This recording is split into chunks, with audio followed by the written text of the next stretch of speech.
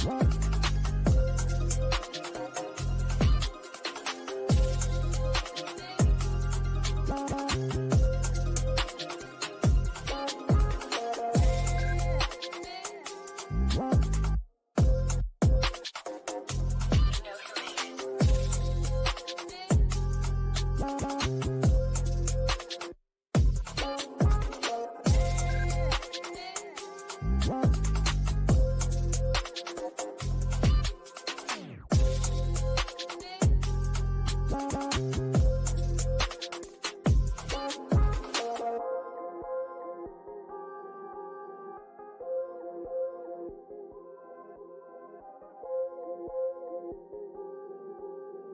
know who made it.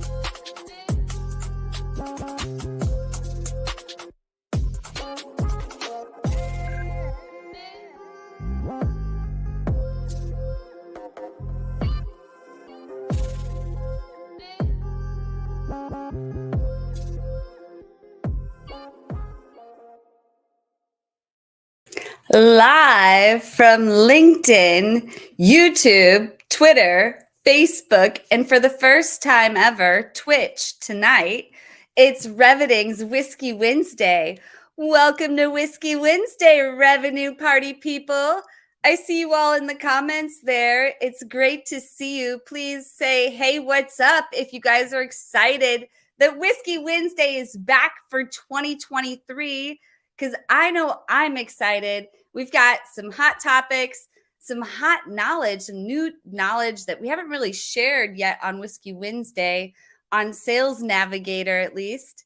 And we'll be getting into that with our hot guests. And I usually ask our guests beforehand how to pronounce their names, and I didn't. So I'm just going to say their first names, Mandy and Florian. I'm going to bring them in. Thank you so much for being here with us tonight, Mandy and Florian. Of course. I kind of wanted to hear you try, you know. I mean, McEwen. Close. McEwen. Yeah, you're pretty McEwen. you got it. McEwen. Yeah. Okay, good. I mean, I love your TikTok page. If you guys are not following Mandy on TikTok, please go into your TikTok app right now and follow Mandy. Her videos are so professional. I'm in marketing, but I learn a lot from her in sales. But you also own and run Mod Girl Marketing, and that is amazing as well. So, and Florian, thanks, girl. Yeah, absolutely.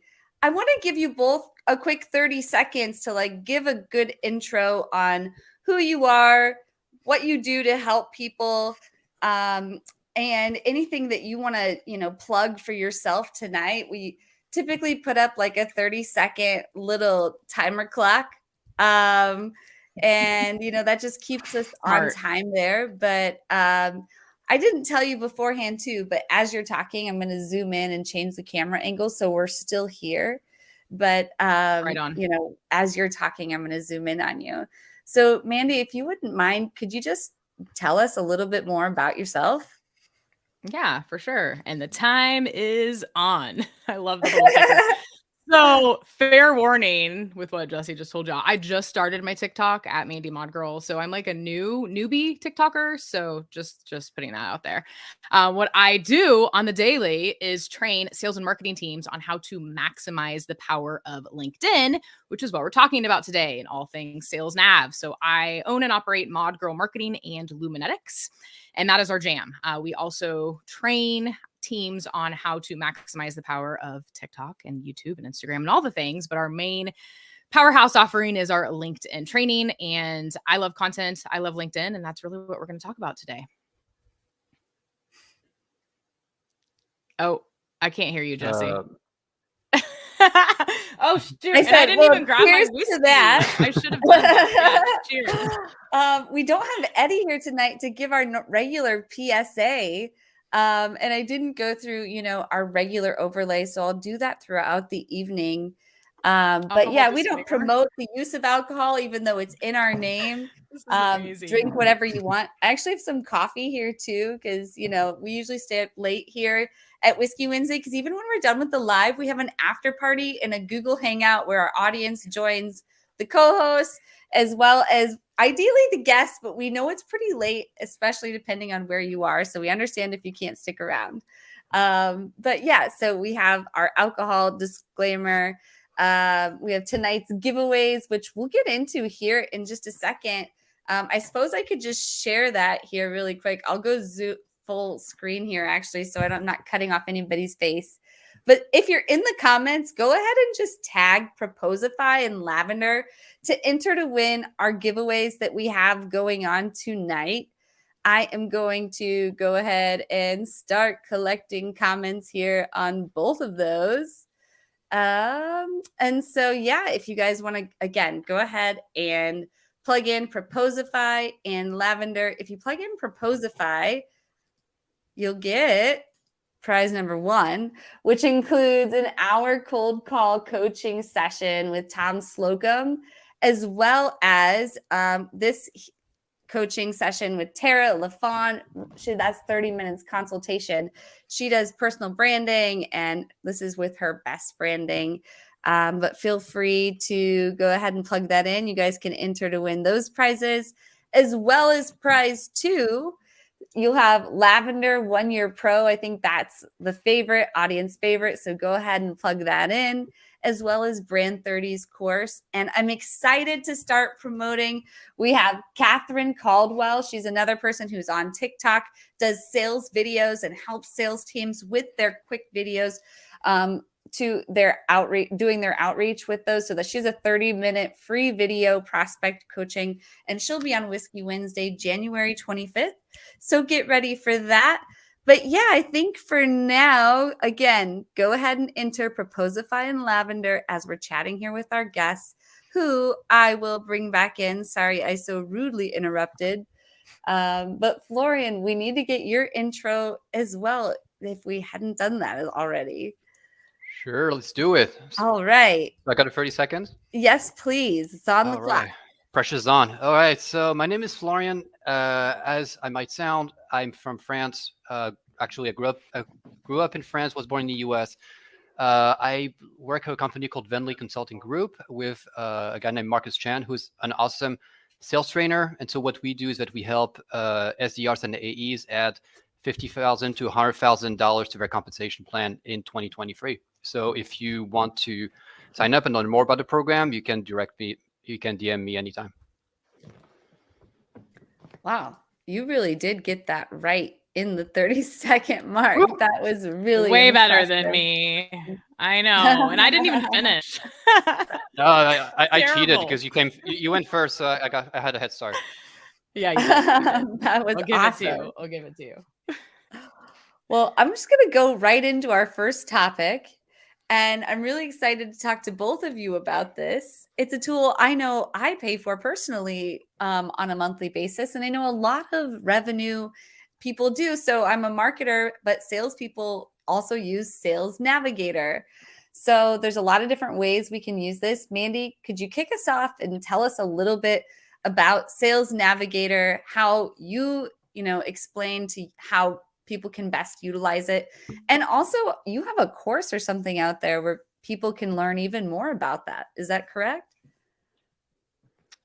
I don't know about that. We'll just get into it. Yeah, you can. Okay, yeah, well, let's not get like into that you it. could buy directly, but we'll get into it. So Sales Navigator is LinkedIn's sales prospecting tool, essentially. So if you are targeting businesses, then it has all the businesses and all the people that you could possibly need to find and get in front of. And you can do really specific searches. You can build lists, and it's really a no-brainer if you're in B2B. And obviously in sales, that's why literally every company on the planet that is leveraging LinkedIn pretty much has Sales Navigator for their team. Florian, do you want to add anything else to this? Because I really don't want to be the one like talking the whole time, about Sales Nav. So I want to like go back and forth here. Go for it, Sales Florian. Navigator. What do you feel like is the like best, features, I guess, or how you guys use it? So the thing is, you can use it for sales, definitely, like, in order to create your prospecting list, because you have lots of filters. You can filter by, accounts, and then you can filter by job titles. So you can go super, super specific. And so Exactly. that's the best way to get data, for example, for cold email campaigns, for example. Like, Sales Navigator is your best friends if you want to do cold emails and get relevant people to send emails to. If you want to get access to all the triggers that's happening inside companies, like, Sales Navigator is the best tool out there to do that. Another thing you can do with Sales Navigator is also going to be your best friend as a content creator. Because the thing is, when you create content, chances are you're super busy. You don't have like 2 hours, 3 hours a day to spend on LinkedIn. And so Sales Navigator is going to help you identify your target audience. And then it's going to help you identify who are the people in your target audience who are actually creating content. So that way you know exactly who you can engage with. So that way you don't have to spend like hours and hours and hours just scrolling. You can just go directly to the right people. Yeah, the spotlights feature in Sales Navigator is key. And that's what Florian's talking about here. So you all can create specific lists and you can identify who is actively posting on LinkedIn. So who has posted in the last 30 days. You can also get a list of people who are already following your company. And that's also in the spotlights feature. And that's kind of the lowest hanging fruit. So whenever I'm working with teams, I'm always like, what is the lowest hanging fruit possible? So let's migrate everything over into Sales Nav. If you haven't already, there's a Salesforce integration. You can target the accounts you're already targeting. You can go wider and get in front of more people. And then you can drill down. Okay, I already have these first degree connections. Let me see who fits that criteria. They launched a new buyer personas recently. Florian, do you have access to that? The new buyer personas in Sales Navigator? Yeah, I do. I haven't really played around with it because, like, okay, the thing is with Sales Navigator is that it's a really powerful tool with a ton of features, and you don't need to use like all the advanced Star Wars features out there. Like, there's so many super powerful things, but you can use it very, very effectively without having to be an expert and knowing all the features. So, for example, the persona is the latest hot thing that came up on Sales Navigator. I personally don't use it because I just haven't taken the time to actually like dive into it and play around with it. But I'm I believe you on that. I'm pretty sure is really powerful. Yeah, it's pretty awesome. That's the thing is like there's so much to know about Sales Nav, which is why I spend a good portion of my time training teams on how to maximize it. But I think the most important thing is just again what we were talking about, what Florian mentioned immediately too. Let's find the people who are most likely to connect with you and actually want to talk to you. And not everyone has the buyer personas rolled out. I was just in Austin training a team a couple weeks ago, and none of them even had it. So I was like, oh, that's interesting. Now I need to remove that from my training because I don't know who has it and who doesn't. Right. So there are a lot of amazing ways to really, maximize the power of Sales Nav. And I think it's all about just, making sure that every single company and every single individual that you're targeting is in those lists. And today on LinkedIn, I talked about leveraging the alerts feature. And so, per Florian, like we could go on and on here about all the Sales Nav features, but bottom line, add your people, your prospects to it, your accounts, the people you want to get in front of, leaders that you want to learn from content wise, and then pay attention to those alerts. And as Florian mentioned too, for content opportunities, you can also engage with people directly in Sales Nav. You can message them directly in Sales Nav. It's just a much more efficient way to get stuff done on LinkedIn instead of going back and forth. Anything else you want to add, Florian, to that? Yeah, and actually, you don't have a feed of like random selfies and stuff like that, so you don't waste as much time. Good point. Yes. Very good point. Absolutely. This is really great. I'd be curious to know if anyone in the comments has any questions about Sales Navigator. Mandy, I don't know why I thought you had a course on it. I guess I was thinking I've had a course before. Well, I mean, I've had courses on lots of things, including LinkedIn, but it's probably old. So you probably did see that. I did at one point have a LinkedIn course. It's really impressive. I said in the comments that you are super humble. So I would love it if you would actually plug yourself in like what you're doing. But and also like you had this giveaway because I always ask the guests, like, do you want to give anything away? And you shared something that you were ready to give away to the entire crowd. So I need to plug that link into the comments. And maybe that was where I saw some of the bullets in terms of like making sure you keep up on your Sales Nav notifications. So I know that's one thing I find super helpful is just like keep those really clean. The ones that I'm no longer interested in, like unfollow them. So I don't like get those alerts for things that don't matter. Whatever really Totally. simple things can people do with Sales Nav before we move on to our next topic? I'm going to let Florian answer that because I feel like I've been talking most. So go Like for it. what's like, I mean, it really depends on what your goal is, right? I mean, and who you are. So if you are a salesperson, first of all, like you can create account lists based on trigger events. So for example, if you go into the account filters, you can filter the companies by their headcount growth, for example. So let's say you have a company that's increasing its sales force by 50%. That means they're anticipating growth. That means that they're probably looking for ways to either fill the pipeline, or they're looking for new vendors to increase their efficiency, or they're looking for ways to optimize the functioning of their team. If you can also look for triggers like fundraising. So if a company has just raised some funds, then chances are they have a lot of money, and because they have a lot of money, they have to spend it, right? Because when at the moment a company raises money, the investors put a lot of pressure on them in order to spend it. And so when you have something to provide and when you have a solution for that kind of company, then it's a very, very good time to actually pitch these people, because they have some money to spend and they have to spend it. So you have a much higher chance of getting their attention. Another trigger is the change of leadership within the last 90 days. So I don't remember the statistic. Maybe Mandy, you know it more specifically, but I think it's 80% of the spending is made within the first 90 days on the job by executives. Because they show up on the job, they're expected to deliver. So the first thing they do is that they buy a new solution to show that they're making changes. And so that's another great trigger for salespeople to follow, because that's an indication that they're entering a buying window. And then the last one, which not many people use but actually really like, is the technology that the companies use. So that's particularly Yes, I love that helpful one. for startups. So let's say, for example, you're targeting early stage startups. You want to know if they're sophisticated. Well, try to find out if they're using a CRM.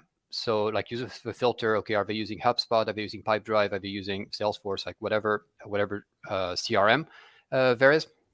Just because if they have a CRM, that means that they're serious, they're structured, like they're trying to get organized, and they're going to be a lot easier to work with than a company without a CRM. If they don't have a CRM, that means they're still in the very early stages, and it's going to be more difficult to get a hold of them. It's going to be more difficult to nail down the sales process, unless you're selling like a CRM, or you're selling a solution to help them get organized, in which case you should definitely target these people.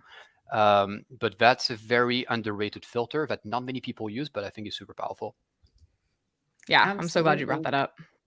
For sure. I would just add, this is more broadly, but my big thing is use it. Use LinkedIn. So everyone has sequences, right? Using Outreach, SalesLoft, whatever y'all are using. And a lot of times LinkedIn isn't until the bottom. And it's just they use LinkedIn for research only, and then they're emailing people, but they're not taking it a step further. So don't just use it in research to get emails and cold email people. Use it for its purpose. Add these people to a list. Start engaging with them. Find who's posting content. Send them a connection request on LinkedIn. All of that should be done ahead of time before you even send an email out, especially for those people that are active, which is what Florian was mentioning earlier with the spotlights feature. So everything should really start on LinkedIn before it even goes to phone or email, because then you're kind of warming them up ahead of time. So that's my main tip when it comes to Sales Nav, is actually leverage the thing, because most people aren't. That's a really great point. And speaking of that, how should they actually leverage polls and content to start conversations? Mandy, can you kick us off on this For topic sure. as well? Yeah, All it right. goes right into the, great segue with Sales Nav. So what you want to do is you want to build out those first degree connection list on Sales Navigator. So let's say your target markets, in this example, I'm going to use mine. One of my targets is CMOs at tech companies. So what we did is we built out a first degree connection list on Sales Navigator of technology CMOs that fit certain criteria. And we had a specific poll that was asking people if they think that their employers should invest in their LinkedIn training. So should employers invest in employees' LinkedIn training? Very simple. Yes, no. And we sent all those people, those first degree connections in Sales Navigator, the same thing. Hey, Tim, as a tech CMO leader, would love your one-click vote on this. Bam, put the link. Thanks. Hope you're doing well. That's it. That's all we did. And it just so happened that it was good timing for some of those clients, and we landed new clients just from that one message because it was a hot topic that Tim said, Tim as an example said, hey, Mandy, great timing. I was actually just talking about this with my team. And bam, there you go. So if you can find a way to get in front of people, send those messages out to first degree connections, and then start the dialogue, it's a non-salesy way to start that conversation with prospects. That's amazing. I've never even thought of that. How about you, Florian? I'm here for it, girl. And actually, I want to piggyback on that because then you have data. So let's say, for example, you have like 500 votes, 1,000 votes on your poll, and let's say that the vast majority of voters say, okay, yeah, I want so in your case, so the example was should companies provide more LinkedIn training, right?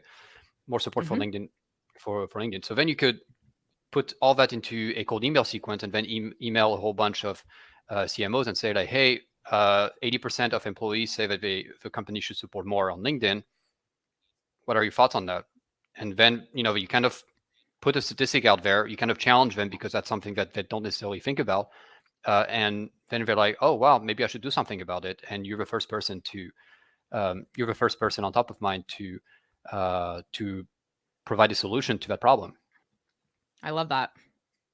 Awesome tip. Yes. Right. And and just to piggyback on polls as well, one thing that worked extremely well when I was doing solopreneurship is that I was asking people what they were struggling with. So back in the day, that was what, like a year and a half ago, I was in adult learning. So I completely changed my niche over the years, but I was in adult learning. And pretty much I made a poll asking what's your number one challenge learning new things as an adult. And I put in like 3 different choices, and then another one was like overcoming. And then people would vote, and I would look at the people who were voting, and then the people who were in my ICP, I would send them a solution to the problem in the DM. So I would DM them and say like, hey, you should do X, Y, and Z. Here are 3 tips, or I think some of them sent them video. And the thing is, no one does that. So people were completely surprised. I was like, well, I just voted on the poll and like you're engaging with me or something. So that's a great conversation starter. And it's a great way to stand out and create engagement with your audience, because not only you're providing them value, but on top of that, your audience gets a perception that you really care about them. So then they'll be a lot more likely to comment on your post and support you. And whenever you ask them for something, they'll be more likely to do it because you kind of plant that seed to create that relationship. Exactly. Yeah, no, the data is key when it comes to polls. And so it's just maximizing that. So I'm so glad you brought that up. Even comments and likes on polls too, which most people that do that are the ones, participating anyway. But this is also something you poach other people's polls for too, just FYI. Not that you can see who voted, but you can see who's liking and who's commenting and who's, actively participating in those discussions. So there's a lot that can be done with it that I think people just barely scratch the surface on. And so it's just all about like everything we're talking about today is like, you have to take it a step further in everything you do on LinkedIn.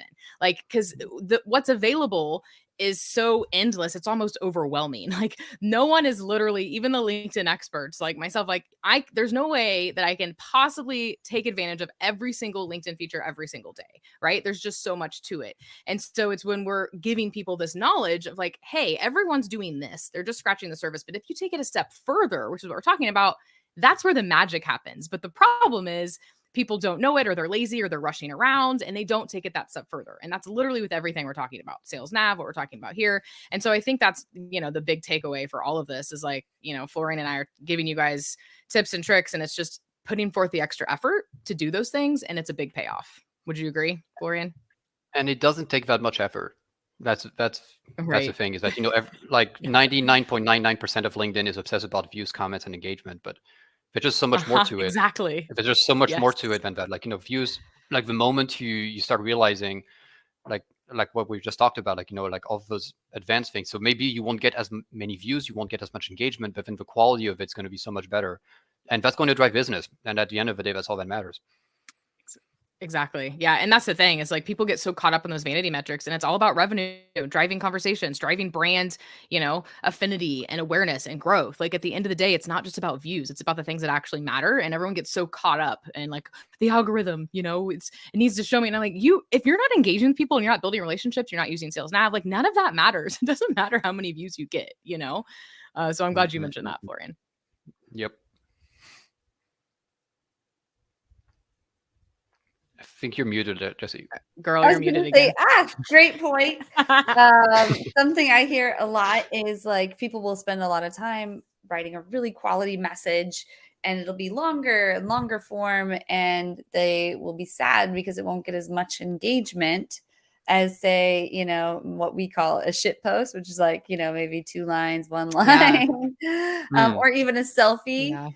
But those are all very vanity, and those posts that get fewer likes, they might actually be reaching the right audience. And so I like what you guys are saying. It's right in line with a lot of what we're saying, like making sure you're talking to the right audience, the right people you want to be talking to, and doing the right things to actually have those meaningful conversations. So yeah. Well, actually, I just want to make a point on this, just so that the audience understands like how meaningless views are. So I had a viral post that had like 500,000 views. I had exactly 0 leads from that post. Oh, I had wow. another post, I think it was a month later, where I think it cracked maybe 3,000 views, and I got 4 leads out of it. And out of those 4 leads, 3 closed for 5 figures each. That's So amazing. views are Pretty telling. completely irrelevant. Just talk to your audience, solve their problems, and then people will come to you and they will sign. 100%. Definitely. Unless you're selling like, standard LinkedIn coaching, in which case you should go for views. But if you really want to get actual results and like, sell high ticket offers, then don't worry about views. Don't worry Agree about completely. it. Yeah. They're all just vanity metrics at the end of the day. We're all just trying to go after revenue, hence the term reveting. It's like marketing and revenue mixed together. And the best love it. salespeople are marketers, and the best marketers are salespeople. And both of you very much preach sales and marketing in different ways. Yes. But before we get into our third topic, I am actually going to steal the screen back and go back to our original overlay. We've already covered our first 2 topics. So our third topic, we're going to be getting into with cold calling, cold email copy, sequences, and targeting. I said calling because I'm thinking of Karen. I'm hoping we might get a visit from Karen tonight. Also, we will have our giveaway. So be sure that you're plugging in Proposify and Lavender to enter to win that. You want to actually tag them in the comments.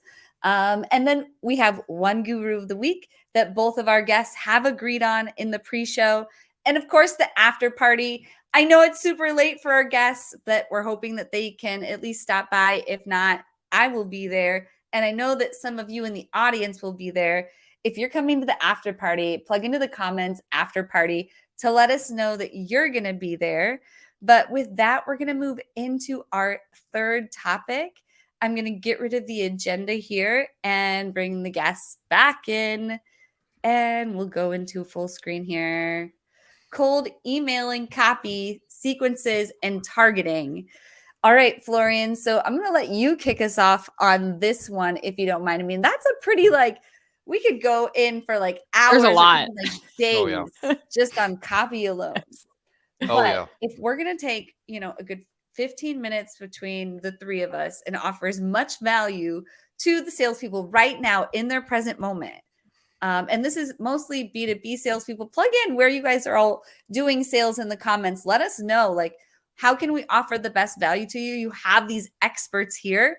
So I'll try to show those comments as we're going along, but I'm going to let you take it from here, Florian, on cold email copy. All right. Yeah. So like you said, there's so many different ways to go about it, right? But the rule of thumb I follow for cold emails is, number 1, keep it under 50 words if you can. And I keep it under 3 sentences. So it's not actually my approach. It's actually a method that I got from Justin Michael, my mentor. And so pretty much it would start something like, hey, name, I recently helped a company in your industry achieve X result. If it makes sense, should we have, I can help you. Sorry, that was a terrible cold email. So it would start with, you go directly to the point. So pretty much you say, okay, I'm helping companies like yours achieve a desirable result. So let's say you're talking to CROs. They want to increase their revenue. You can say, hey, and you're talking to SaaS CROs. You can say, hey, I recently helped a B2B SaaS company increase their revenue by 50% through my 3-step approach on LinkedIn. Let's say that would be your offer. If that makes sense for your company, should we schedule a time to talk? That would be a typical first cold email that I send. The reason it works quite well is because it goes straight to the point. Like most cold emails, you see them, it's like 3 paragraphs, it's like a page long, and I'm not even joking. Like I got one today, it was an entire book. And it talks directly about them. I'm not talking about me. I'm not talking about like, hey, I'm a company that's on Forbes and whatever. I'm just saying, hey, I help a company similar to yours solve a problem that you care about. If that makes sense, should we schedule a time to talk? And usually it works pretty well. Like typically that would generate about 10 to 15% response rate as well as 80% open rate. So that's what would work. Now, of course, that's just one email. The key to cold emailing beyond the copy is a follow-up. So typically you would need between 5 to 12 touches in order to get the meeting. So if you don't get a reply after the first email, make sure that you follow up. So that's why using automated sequencer is really helpful, just because it keeps you organized.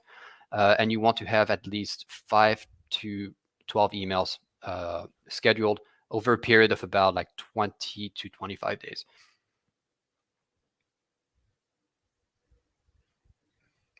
What do you think, Mandy? That's all good stuff.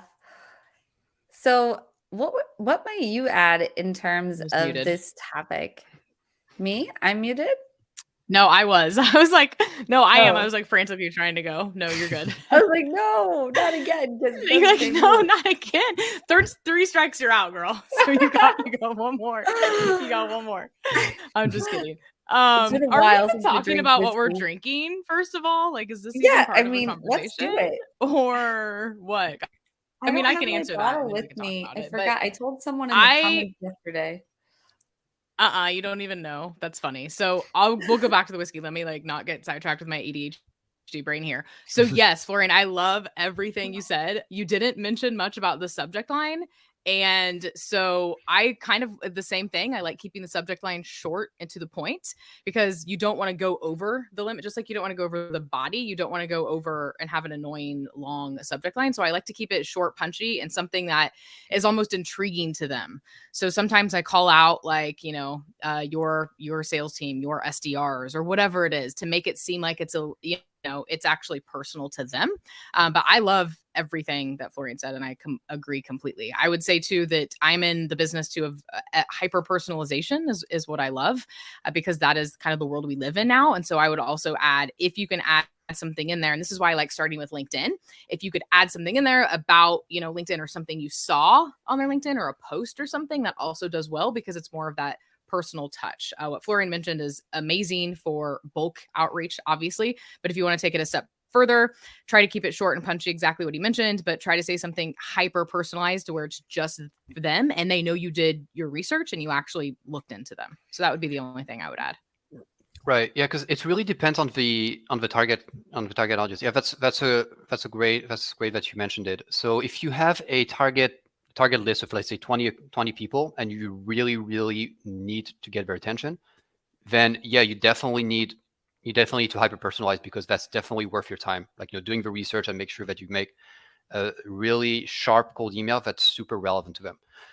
You can even insert a video, like really go all out on that, because that would be time very well invested.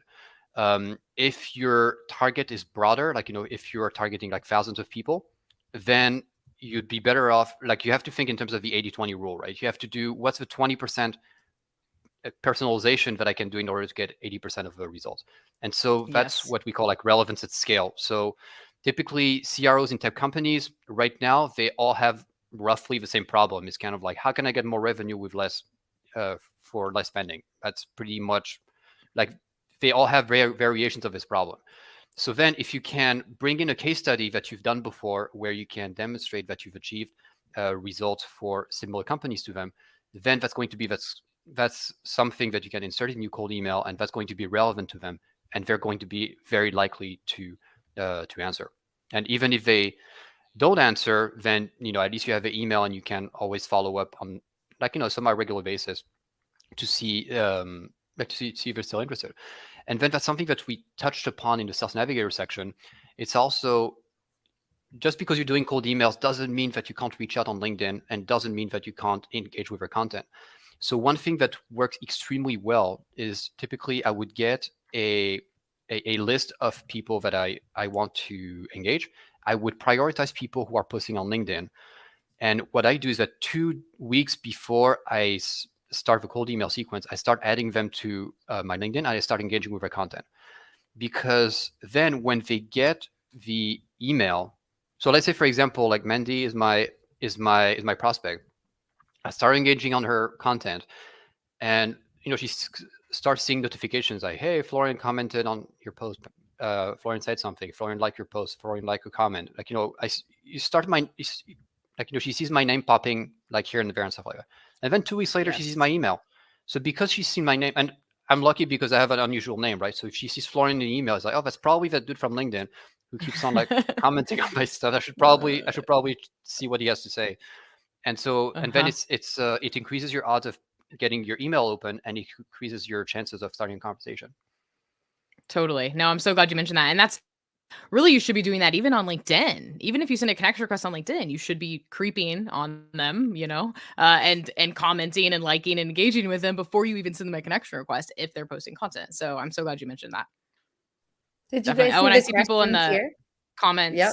Yeah, I see people in comments talking about Sam McKenna. I love it. And how she's the Beyonce of LinkedIn. That's amazing. Sam is the best. Show me you know me. Yes, that's exactly what we're talking about here. That's awesome. Yes. There's questions too. All right. Typical follow-up email. My favorite follow-up email. That's another one from Justin Michael. Actually, I know he's not our guru of the week, but I strongly recommend you follow him, because he has amazing resources on cold emails, and you should definitely follow him. Anyways, so my favorite follow-up email from him is just one word, and it comes right after the first email, and it's just thoughts ? No signature, no nothing. I just like thoughts. that.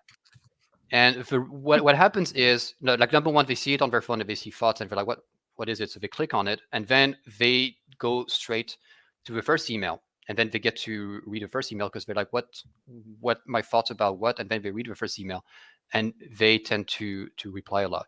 So to give you an idea, in my most successful campaigns, I've had about 30% reply rate on just one word, thought. And I love not that. capitalized. That's amazing. Not capitalized, just thought, like all lowercase. All lowercase? All lowercase. Okay. I like it. Because the thing is, you want to make it look like you want to make it look like a chat. And actually, one thing also that I've been doing that works really well is that you add "sent from my iPhone" at the end. So that way, it really makes people think like, you're just like on the train. You're just like, oh, like let me just follow up with this guy, and like, it's complete. And it seems very natural. It feels like, it's a personal email. It's an internal email, and it kind of like tricks them into thinking that, okay, that's not an automated email. So that's probably a human being following you. Another one also is to make typos. So for example, if you want to capitalize the thoughts, write TH in capitals and then ought after. So that way it shows that you wrote it really quickly, and then they're like, yeah, no one sending like a standard sequence would ever make a typo like this. So then they know, they have the feeling that it's an actual person sending. Interesting. I like that. Yeah. I think the key is like what we're all talking about here is, again, even if it's bulk, if we're talking about outbound bulk outreach, it still makes it seem like it's personal. Like if you're noticing everything that we're both saying here, it's like, even if it's not personal, we're still trying to trick them into thinking that it's personal. And that at the end of the day is what's getting people responses. Is that what we're talking about here, Florian? Would you agree that's what we're all trying to do? It's a Turing test, pretty much. If someone looks at your email and thinks it's a person sending it rather than an automated, like a sequencer, then you win. And it has to feel as human as possible. And so typically, like the saying is, like, you have to send emails that the marketing department would not let you send, just because they have to look ugly and they have to like be full of typos and all weird looking, just because so casual. Super casual, and like, I sent those huge those blocks of text because it looks like a chat or something, And Mhm. yeah, marketing would freak out if they like, marketing in some places, they would freak out if they saw those emails because they're like, oh my god, that's not a branding. Where's the signature and everything? But you know what? Because Uh-huh. everyone is writing those beautiful emails with all those paragraphs and the perfect punctuation and the perfect grammar and stuff like that, when you send an ugly email that looks like a WhatsApp message, then people pay attention to it and they get replies. Chris made a good point. He said the problem is when you try to trick people and then they realize that you're tricking them and they don't fall for it. Yeah, valid point, So what would you say to Exactly. that, But they, Florian? yeah, but most people are still not aware of the trick, so it still works. Maybe it won't work in 2 years. Maybe it won't work tomorrow because everybody's going to start doing it. But Millions of people are listening to us right now, and they're all Yes, going to we're be popular. they're all going to be doing it.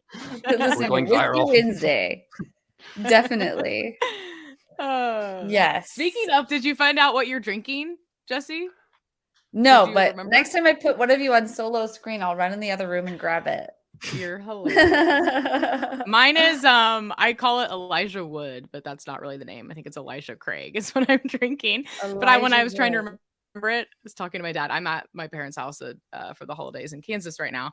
And so I was like, yeah, Elijah Wood. And my brother's like, nah, man, that's the actor. Oh, whatever. Elijah Craig. Yeah, that one. It's pretty good though. Cheers to that. And I'll let you know once I figure out what mine is. And I have my Meyer lemons from California, my old California lemon tree. Beautiful glass. With some Topo Chico in a cute little glass, right? Came prepared. Yeah. My husband got these new whiskey glasses, and I'm like, well, I'll be adopting that. Oh, I love that. Yeah, those are cute. I'm going to be a little girly tonight. Well, we would love to hear from in the comments. I mean, if you guys are drinking anything, be it coffee, tea, or whiskey, let us know what you're drinking. And also, if you have any more questions, if we don't see it, just like copy and paste it and keep plugging it in and until you get our attention, and then we'll make sure that we answer it. Because I'm pretty sure that there were I did see an SDR. I did see a question actually on when we were talking about LinkedIn. Yeah, there was one. There were a couple that I glanced over. Yeah, I saw one that said, what's the best way to train? I copy and pasted it in here and I just remembered. What's the best way to train a new SDR with minimal experience if you don't deem yourself the right person to do it? A really easy answer is to hire someone like me, obviously, to train them. So easy enough. I mean, there's no other, or send them to some sort of new course or something to go through. But like you need an expert or you need to invest in something because you're not going to try to train someone if you don't know it. That doesn't make sense. So that's my easy answer. Probably not what you wanted to hear. Right. You also have the scrappy one, which would be like just to pick a few creators who are like crushing it, like who are doing really well in your niche, and just try to emulate what they do. So it's kind of like reverse engineering. Yeah. So let's say you're SDR, you look at all those SDR gurus who are doing really well, and see like what are they doing, what are they doing, and then you try to reverse engineer what they do, what kind of content they write, and then you kind of say, okay, try to emulate this person. And so that's pretty much how I started on LinkedIn. I was emulating Justin Welsh. So I would take his posts. I would take off this copy and then like keep the very same structure but write my words. And that's how I learn. I love Absolutely. it. I'm looking at the comments and what people are drinking right now. This is great. Cheers, Brian. I'm drinking water. So yeah, Cheers. Water Wednesday. That's fine. Water Wednesday. Still W. I've been trying to get Dave Gerhardt on here. He's one of my Sweet marketing favorite gurus. I read his book, but he doesn't drink whiskey. So I'm like, that's fine. Drink water. We'll do Water Wednesday. Yeah. There you go. Yeah. It doesn't really matter. It's just the name. But yeah, cheers, Kate. Kate had the world's largest beer, so she's done for the night. So cheers to you at trivia night, Kate. That sounds fun. Yeah, that does sound fun. We should do some trivia night on Whiskey Wednesday sometime. Maybe it's just like, I'm terrible at trivia. Don't invite me unless you want to be entertained. Like I'll be entertaining, but what's that business acronym? Yeah, there you go. There you go. KPI stand for. That would be really terrible if no one on your show knew that. Maybe you should. That might be fun actually to do. Put people on the spot. Right? I feel like it's interesting because we have some people talking about how it's disingenuous and you don't really want to start a relationship off that way by like tricking people. and we have multiple comments here. And so I'm curious, like, I know Florian says that, like, hey, it's not a big deal. Like, you know, they don't really know yet, or most people. What do you think, Jesse? Like, we want you to chime in here. What are your thoughts on this? What do I think? Yeah. So, Yeah. yeah, thanks for asking. I'm just trying to like get through everybody's comments here as we're going to like make sure that we're I just showing saw anybody that several have any more. others. But tricking, deceiving, no, I don't think so. Like it comes down to just making sure that you're targeting the right people. And as long as you've found the right audience that you think you truly can solve a need for, and then you are explaining that need, and whether you're like, you do have to like, you know, for like cold outbound email is much different than marketing email. Like you're probably using just plain text, right? You were saying you're using like typos and you're not putting links and images as much as like an HTML marketing email. So it's different in a lot of ways. So like in some regards, like, is that deceptive? Because that's helping you get past spam filters. You know, so I think like you could have a lot of different questions about this regardless, but I think it Yeah, ultimately just good comes point. down to like, are you genuinely trying to help people, and have you really Yeah. targeted them and thought about who they are and tried to personalize it, so that you're not like wasting people's time? Well, like Yeah, good the point. way I see it is, if you have an audience with a problem and you have a solution to that problem, it's your responsibility to make sure that you get their attention in order to solve their problem. So Exactly. if it takes a typo, or if it takes like, sending like human-like emails from a sequencer, then, that's what it's going to take. But at the end of the day, as long as it's for a good solution that solves an actual problem that these people have, I don't think it's a problem. Definitely. Yeah, you're right. What do you Agree. think, Mandy? Yeah, I mean, I think there's a degree, you know, like don't be super sketch to the point where it is weird. But I think these little Right. tiny things, you know. So I am OCD, so I would never in a million years send something with a typo, because I am just like, I would be annoyed at myself for What about doing that. post But I'm something with a like, typo? Would you post yeah, something okay, with that's a a typo? good. No, I wouldn't. But here's the thing, you're not supposed to edit your post right away, right? With the algorithm. Right? But I'm so like I ADHD, OCD that my know. brain can't. I'm like, no, no, no, no, no, fix, fix, fix. Like, I'll take the hit. I'll take the hit and the views. I don't care. I can't have a typo. And I like move a million miles a minute anyway. And I have typos all day long with my girls on Slack. But when it comes to like something public facing, or like an email to clients or prospects, like I can't bring myself, even if it's like to trick them into thinking, like I can't do it. Even if it's like one thing I capitalized, I can. just can't. I I have can't. no But that's problem just with it. me. You Just know, like that's ship just it. everyone's I personality is want to put different. out as much content as I can as fast as I can. So I'm like, whatever. If it's a LinkedIn Yeah. post with a like misspelling, it's not my tax form. So I really don't. Are you like, who cares? Are you the freaking IRS? Like, No, I love I it. want I'm just a perfectionist, so I can't. But I go for it. I love it. Go for it. once I had a viral comment of a typo. So it was a comment on a viral post, and Really? yeah. So the post was about, like, treating people right or something, like, the typical, like, oh, you need to treat your people right or something.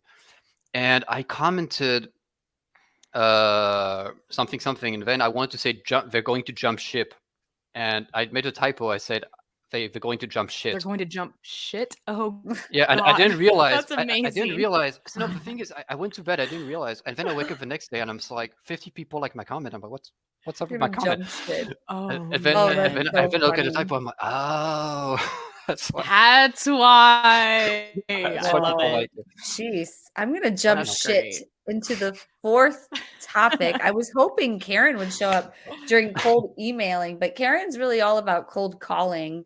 Um, so, you know, it doesn't really matter. Hopefully she's not sleeping tonight. But we do have this fourth topic of how to best align sales and marketing in 2023. And this is really what Whiskey Wednesday is all about, is sales and marketing alignment. You know, we're like, that's why we're like, we'll just drink some whiskey and talk about these hard topics, because why is it that like sales and marketing can never align? But you know what? 2023 is our year, right? This is the year we're going to align, because It the best is. salespeople are marketers and the best Yep. marketers are salespeople, and we're all aligning over revenue. But I would love to hear both of your take on how to best align your sales and marketing team in 2023. Who would like to go first? Ladies first. I don't care. Okay, sure. All right. So the first thing is communication. I mean, that like comes to everyone needs to be aligned on what's happening, the strategies, and they need to talk to each other. So, for example, with what we do, like we are working with companies who understand that. And so marketing is involved with what we're doing here on sales. So everyone is aware. This is our strategy on LinkedIn. This is what we're doing on the sales side. Our SDRs and our BDRs are building their personal brands. They're doing this. This is the content that marketing is putting out. And we're going to collaborate here and figure out what would be the best types of content for sales to post. That's just one like mini example. But my main overall point here is just communication. That's the biggest thing, is everyone needs to be in the loop and on the same page of what's happening, and they need to be involved in what is happening and give them their input. I'll stop there. There's a lot. What Mandy says. That's actually a great point. So I think communication is really, really, really key. I mean, I'm still surprised by how many times, like, I talk to a lot of salespeople right now, like in my job, and I'm just stunned by how few of them actually talk to marketing. It feels like marketing is in a different country or something, speaks a different language. And I was talking to former growth at Spendesk. So Spendesk is a French unicorn, like huge startup.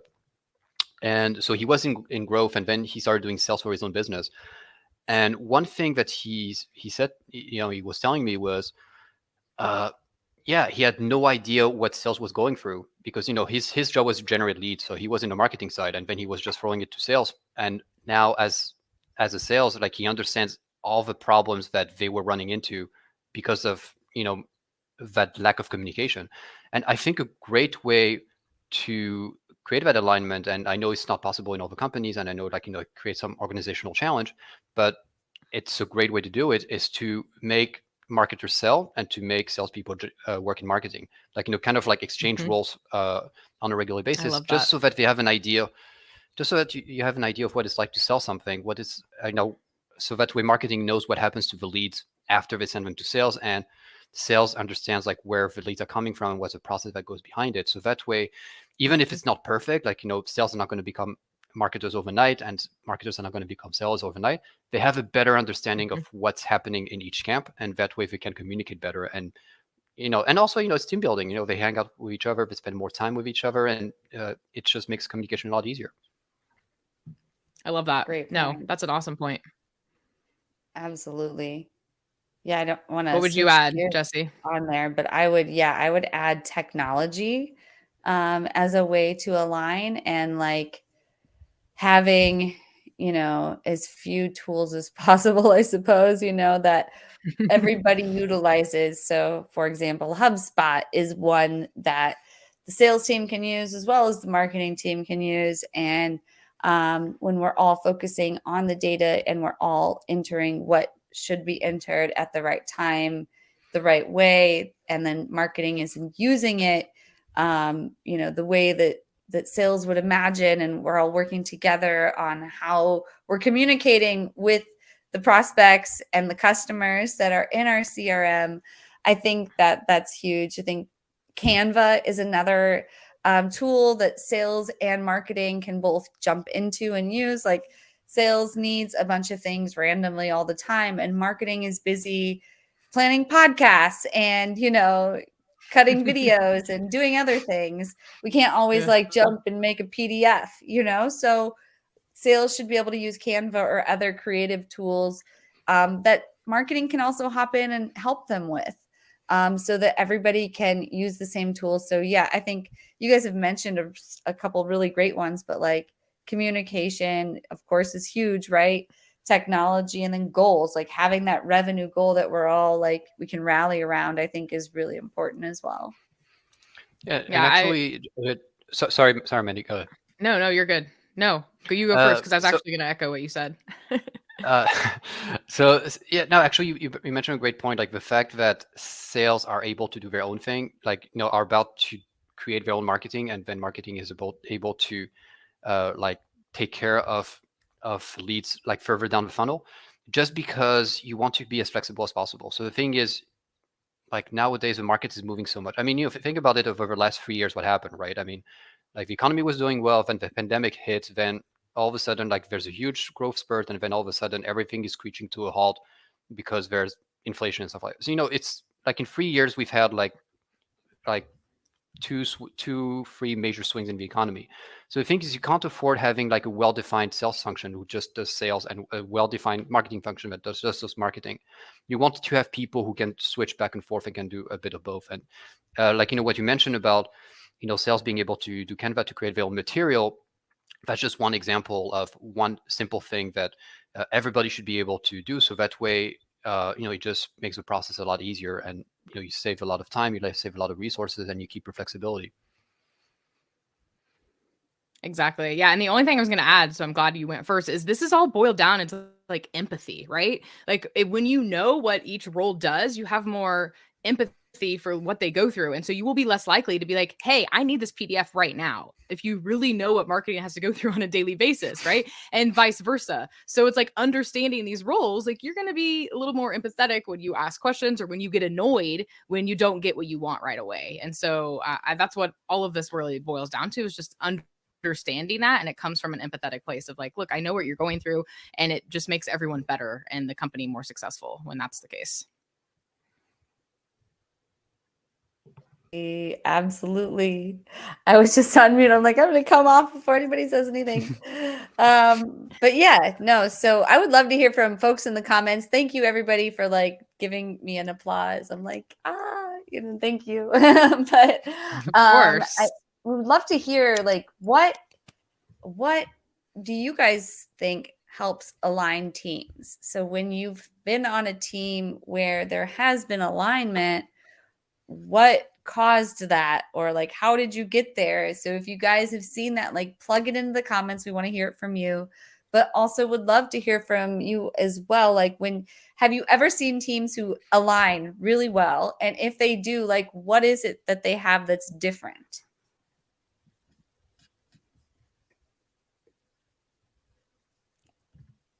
Anyone? Hey, we're always a little delayed here. I'm looking at the comments too. I'm trying to keep up, but it's like we're talking about stuff before they are, Right. Definitely. And I know that we've mentioned like communication and stuff like that. So, I think those are some of the we're reloading. What was your question again? How do teams You need to stand repeat that out again. when they do align? Oh, how do they stand out? Well, I just feel like everything is more successful, and things don't get lost, and people don't blame each other. Exactly. Like there's no blaming, and there's no like, fun. well, we're getting marketing, it's your fault. There's no like finger pointing or like we're giving you good leads, you're not closing it. I feel like that was old school. Like when I first started out in marketing, that's why I was annoyed. Like way back in the day, is I'm like, they're not talking to each other. And I feel like thank God it's gotten better. I know we still have a long ways to go, but it has improved dramatically, and I think it's only going to get better, but overall revenue, overall morale, communication, I mean, everything just increases for the better when they're talking, and everyone's on the same page. Definitely. Anything you'd add to that, Florian? Yeah, I mean, it's just things get done faster, instead of spending time like accusing, figure out whose fault it is, you actually get some stuff done. So yeah, that's pretty what much a concept, right? I know, but it's kind of crazy because I kind of fell into marketing and sales by accident, and for me, it just, I mean, I've never been into corporate marketing, corporate sales, so I haven't really seen the politics between the two. But for me, it's just mind-boggling that there's this misalignment. I mean, for me, it's just like should be like one big function, and they just everyone should be doing a bit of everything and have the same goals and work together. I mean, that's just mind-boggling that you still have this tribal instinct, like, oh, I'm a marketer versus I'm a sales guy, and salespeople hate marketers and marketing people hate sales. I just don't. Well, I just don't get it. Yeah. Well, I think in newer tech companies, it's changing, but this is the old school way, like this is just how it's always been. And so those companies that have been around a while and that are bigger, it's a really hard to change how things have always been. Where you have new tech startups, they can, if they do it right with the right leadership, they can come right out of the gate and start doing exactly what you said, Florian, but it's like, it's kind of an old school mentality. And unfortunately, the world's largest companies that, are in that. And so it's going to take massive transformation but I think, Mhm. some of them are catching on and getting there, but you're right. And I've never actually been in corporate marketing either. Like I've been a marketer for over 15 years, but I've been an entrepreneur, I've never actually worked for corporate marketing. I was in sales. I worked for sales before I, real big girl job before I became an entrepreneur. So I'm like you, like I also find it mind boggling that they don't, but I've had so much experience working with bigger companies that's why. It's just the old school way of doing things, unfortunately. Right. The old school way of doing things. Yes. That's hilarious. But yeah, I can relate. Like when I first started in marketing, there was a lot more of that friction where it was like, what's happening with that lead? When it comes in and you want to like go through and you want to micromanage what's happening. But I guess the Yes. message too is like when you don't have alignment, just put your head down and focus on what you can do. Right. And then hopefully the rest of the team can do that. And at the end of the day, we can all find alignment. But yeah, anything else you guys want to add about how to best align sales and marketing in 2023? I think we have some comments here. We too. Did definitely you see 'em, do. Jesse? And while I need to you're go going back and through look. them, I was just going to share Okay. that I did put your free giveaway to all, Mandy, Oh, cool. in the comments here. Awesome. So do you want to tell folks what they might get if they click on this link? Yeah, so this is usually an opt-in page on my profile, but if you just go to this link, it's a LinkedIn checklist PDF. So we will be updating it with the same URL soon, but it has amazing information on exactly what you need to do to go through and optimize your profile. So it's just an easy way to check things off and make sure everything is optimized and making you look like the badass that you are, so people want to talk to you and connect with you. So it's yours for free. Enjoy. Thank you so much for sharing that. I'm going to make sure I get it off the screen before I like add us back up there because I'm a TV production person now. You are a little producer here. I love Anybody in the comments have anything they want us to touch on alignment? Or did you guys see anything that maybe Yeah, I had a couple things. Yeah. So Peter said empathy plus kindness plus mindset, which I love. And then someone else mentioned no egos, dropping egos, which I also love. And then Michelle said being in a pod with my AEs bi-weekly one-on-ones, both of those. So being in a pod with her AEs and then bi-weekly one-on-ones help. I love that. That goes back to communication. Yeah, communication for sure. That is interesting. I like the idea of a pod with your team. That's cool.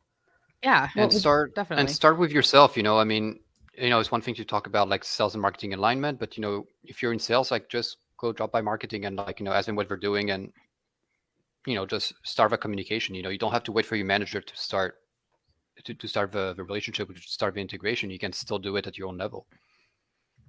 Exactly. I love that. Start with you. Riley said, yep, start with you. Don't wait. Make it happen. Riley said communication with the same goal in mind, to be the best by supporting each other and helping lean on them when you need others to step in or step up. I love that. Yeah, that is really cool.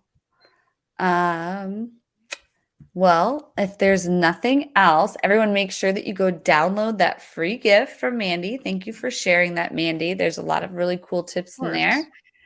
And we have a few things to get through: the guru of the week, and we have the prizes to give away, and of course the after party that'll be in a Google Hangout. Would love to finish my whiskey with you all. I do a 2-finger pour. If I did any more, then it would be hard to be CMO tomorrow.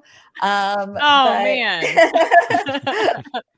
Yes. So, but I would love to finish the whiskey on a Google Hangout after this. And we still have to give these prizes away. So let's definitely do that. But Guru of the Week, we typically will sing Guru of the Week. Oh, I get a little embarrassed. I haven't had to sing that in a while. But yeah, I do sing Guru of the Week before we pull up the person. Let me make sure I have this overlay ready. And I have it ready. Both of you agreed on this person, which is always the goal, is to try to get the guests to agree on who the Guru of the Week is. Sometimes we get the question like, is the Guru of the Week a positive thing or a negative thing? And it is a positive thing. It's someone that we want, or that we want the guest to suggest to our audience for everybody to go follow, that they think is either an up-and-comer or someone who's already providing a lot of valuable information, who can talk the talk and walk the walk, isn't just talking the talk on LinkedIn. But you both have the same one, so I'm going to do a drum roll. And if you could, on the count of 3, say who it was. 1, 2, 3, go. Dina. It's Dina Kalakovic. There she is. And if either of you have LinkedIn open on the side, or if anyone in the audience recognize her, if you could please tag her so everybody can go follow Dina. And why did you guys both suggest Dina as Guru of the Week? All right. She's awesome. Dina, she's awesome. And that's the summary. She's awesome. And in terms of content, like creating content, especially hooks, because like the way the algorithm works is pretty much if people stop on your post and they start reading it, that's what's going to create the views, and it's going to get the algorithm to show it to more people. So what's the most important part of your LinkedIn post is going to be the hook. And Dina is one of the best, if not the best, creator on LinkedIn at creating hooks. I mean, every single one of her posts, it feels like a must read. You're like, okay, I probably know this, but I need to click on this thing, just because she just writes it so well. So if you want to know how to write posts that will do extremely well, she's definitely a must follow. That's awesome. Like exactly what Florian said. She knows what she's doing, especially with text only posts. So she can attract a ton of attention and views with no media whatsoever, just from her hooks and her content, because it's that engaging. And that's something that I'm not good at, that's why you see videos from me a lot, and you see images. Like I rarely can do that, and I will admit that, like that's not my jam. And so she's amazing at it. And I love that. And she's just another female powerhouse on LinkedIn doing amazing things. So yes, everyone go follow Dina. I love it. Well, we've got to get Dina on Whiskey Wednesday. So if everybody could please just tag Dina in the comments. It looks like Mandy, you did for us. So it's CALAKOVIC. Tag her in the comments. Let her know. We'd love to have her on here. It sounds like she's offering a lot of valuable content. But of course, we still have our prizes to give away. So just as a reminder, prize 1. I hate when I hide people's faces. Here, that's better. Prize 1, we have Tara LaFawn Gooch, her 30-minute consultation. And Tom, thank you so much for all your engagement in the comments. He is giving the 1-hour cold call coaching session away. And he's a badass cold caller. If anybody doesn't know Tom already, go follow him on LinkedIn. But so for prize 1, let's see, we were doing, let me make sure I remember, Proposify. For prize 1, I am going to share my screen. I always Proposify is awesome. I love Proposify. Both of these are great. Proposify and Lavender. So awesome. Amazing. I agree. Cool. Yes. Let's see. Share my screen because I want to show you guys the little giveaway draw thing. But here we go. Who's gonna win? Who's gonna win? Were you guys seeing it? No. What am I supposed to be seeing? I guess I just see us.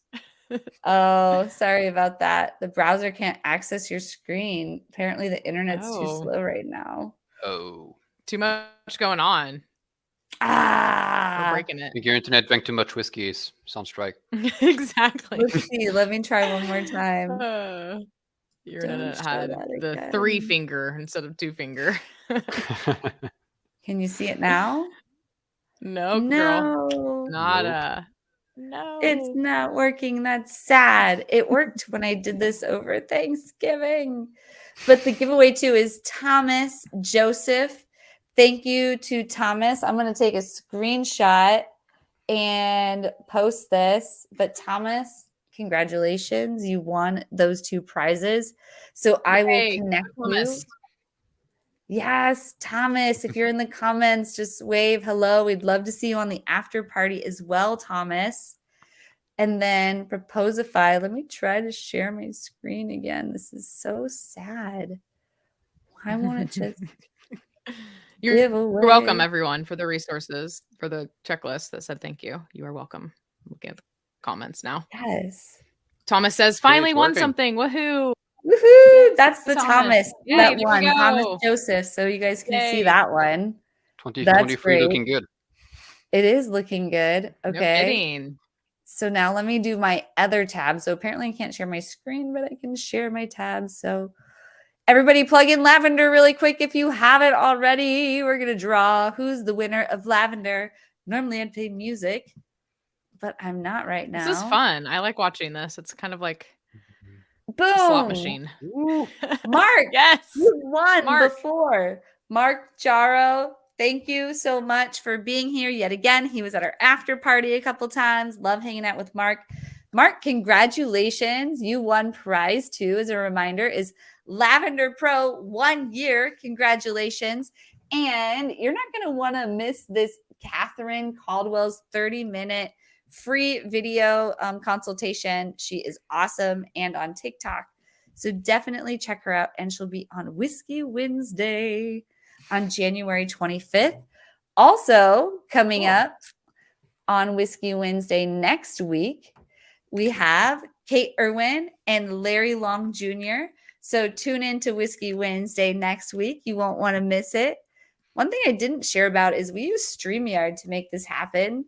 So Reviting's marketing our StreamYard affiliates. So we don't make much money, but if you do end up signing up, we get like $6 or something. But happy to help you. Love the tool. As you can tell, I'm like clicking around here. But yeah, StreamYard is producer. Really awesome. StreamYard but producer, like, Jesse in the house. Absolutely. And phone ready leads. Ryan Reiser is awesome. If anybody is making phone calls to their SDRs, I don't know, Mandy, maybe you know some SDR teams, but like Ryan has, his company's called Phone Ready Leads, but basically they call through a whole bunch of data and they pick up the phone, or they collect the data of the people who actually pick up the phone. So then when your SDR team is going to call them, they're reaching people who have proven to pick up their phone. And they'll also like even ask survey questions, maybe not represent your company, but say your company, sells, I don't know, like say they are a Snowflake competitor. Well, they can say, well, do you already use Snowflake? Yes or no. And then that's valuable because then you can figure out like who of your competitors do they use. So yeah, Phone Ready Leads is really awesome. And they can help you come up with some really great phone data. So scan that right there. And we would love to be a referral because, yes, we work with Phone Ready Leads as well. But have either of you heard of Phone Ready Leads or Ryan Reiser before?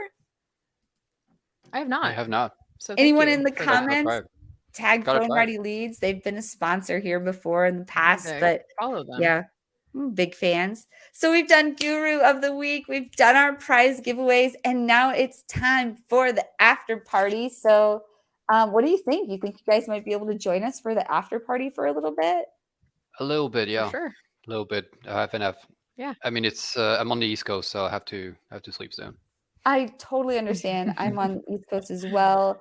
But yeah, most people don't stay up this late, and I normally don't either, except on Wednesdays. But I am getting. I'm a night owl. I'm up to like midnight or 1 a.m. almost on the daily. So. And you said you're in Kansas? For me. That's at the Central moment, time, yeah. right? It is, yeah. That's awesome. I'm going to be in Europe though in the next couple of weeks, so that'll be my times are going to be completely messed up at that point for 3 months. But I'm excited. Oh man, that will be wild. Yes. Well, I just put the after party link in the comments of LinkedIn. I'll also put it in the private chat here in StreamYard for our guests. I already have it open in another tab for anyone who might join over there. But it was really great having both of you live here. Everybody in the audience, please let us know that you're still there and say goodbye because it was great having you here. And we would love to have you join us for the after party. But yeah, how can people reach you if you guys don't mind just closing out with that? I'm sure we're both going to say LinkedIn. So we would both love for you to connect with us on LinkedIn, and we'd be more than happy to chat with you. You love how I'm talking for you, Florian. I'm like, we both love LinkedIn, but I mean, it makes sense. You read my right? mind. You read my mind. LinkedIn is a Yeah. LinkedIn is a way. LinkedIn is Yep, a way. LinkedIn's a way. Also, yeah. Feel free to engage on our content. Happy to meet more people that way as well. Awesome. Yep. Well, thank you so much. And with all of that, I hope to see Thanks you for having guys us. over in the Google Hangout. I'm going to go ahead and close this out with an outro video, but guests, feel free to just grab that link right over in the private chat here. But thank you, everybody. And until next Wednesday with Kate Irwin and Larry Long Jr., I will see you later. Bye-bye. Bye.